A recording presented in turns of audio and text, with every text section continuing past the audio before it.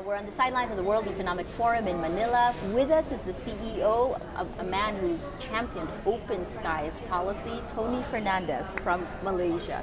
And I didn't say CEO of AirAsia. let me, founder and CEO. Tony, it is good to have you with us. Good to be here. Your impressions right now of the World Economic Forum? Well, I was always a skeptic of these kind of forums in the past, but I've become a bit of a convert really, because it's amazing how many people you can meet, and we've been using this forum actually to champion ASEAN and to get the private sector view of ASEAN. So it's been very good. We've had a couple of very good sessions. I always find the Filipino government so open anyway and so approachable that I found it a very positive couple of days. What is stopping open skies? I think I'm using these buzzwords. Right now, governments have to put national interest first and vested interest second.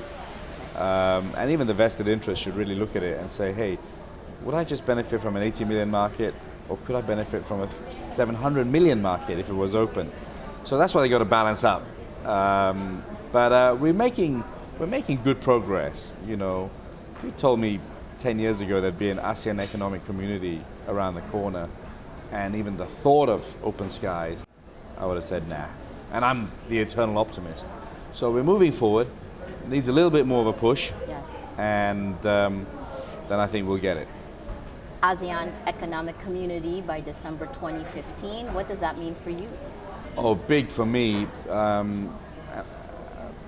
lot of things. I mean, it moves towards economic integration. It moves towards maybe one airline for us. It moves towards being able to put planes wherever we want. It hopefully means that there's a freedom of labor of movement, so that we really have efficient use of resources. Filipinos may be fantastic in one part of the world. There may be an excess. We could use them in another part of ASEAN, without 50,000 work permits, etc. Yes. It means reducing the cost of business. Correct. So it's not going to be overnight. I was going to say that is the promise from the 2007 agreement, but how far along are we to getting there? Well, I think we're a long way to getting to the perfect scenario, but hey, we're on the taxiway. That's a big step. I don't think, 5 years, 6 years ago it was a pipe dream. There's a disconnect between what private industry want and what government are pushing, and that's what the message we gave today, to try and close that disconnect. But could you describe that disconnect? I think politicians sit there and have lots and lots of meetings and sign lots of declarations and stuff, but implementation is maybe not as effective. So everyone says, we're going to do this, we're going to do this, we're going to do this. Correct. And then they don't talk to the guys on the ground to really know what needs to be done. So... and even the communication of what it is. A recent ADB report said that only 77% of businesses who would have benefited from the FTAs don't even know they exist. Yeah, exactly.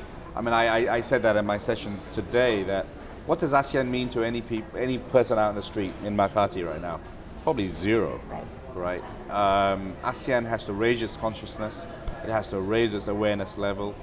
It has to wear its branding. I mean, a simple thing that I've been pushing, which has got zero traction, by the way, but we have something called the SEA Games. Why is it not called the ASEAN Games? Yes. Right? We have an amazing film industry. We don't have an ASEAN Film Awards, really, that is truly ASEAN, right, or an ASEAN Film Festival. We're going to be pushing a lot of content on our planes. There's some great Filipino movies. There's some great Indonesian movies, and translation tools. Products such as Viki and stuff have enabled these films to be viewed by a wider audience. We should be pushing that. Right. Imagine to a Filipino film director, he's selling to 80 million, he could be selling to 700 million. So what's stopping this? Stopping this is, I think, people having a bit of vision. I think this vested interest versus national interest, because let's say the film industry, you might get guys who want to sell Filipino movies to a Malaysian TV station. The Malaysian film industry will say, no, block it. And that might happen reversal. Correct. So governments have to be strong. I think my Minister of Trade made a very good statement just now and said, we may not be able to do everything. Let's pick 3 or 4 industries and go for it, and really open it up and see the results. Success will lead to more people wanting to do more. You're going into this regardless of the problems right now. And actually, the companies that will go into a one ASEAN community will run risks of having lost change after they're already there. Yeah, no, I don't think so. I mean, I was in the ASEAN Economic Zone way before it even came up.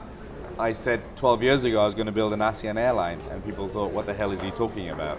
We put ASEAN on our planes, we painted the ASEAN logo. On our annual reports, we had girls from every single country.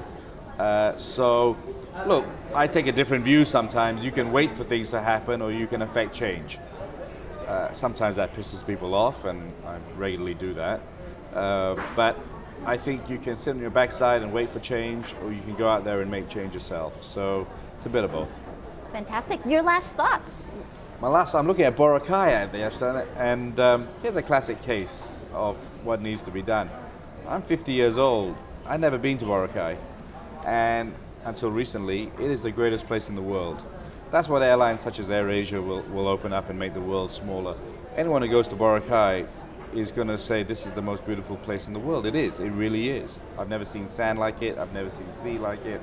And I've been to some pretty cool places. Yeah. So the challenge now is to make ASEAN smaller, is to make ASEAN one place, and to give the people of ASEAN the real benefits of being someone in ASEAN, which I think they don't see yet.